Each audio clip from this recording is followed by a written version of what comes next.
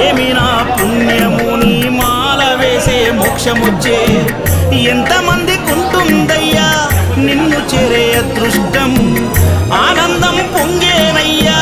నిన్ను చూసిన క్షణం తండ్రి నిన్ను చూడంగానే కన్నీరు తన్నుకొచ్చే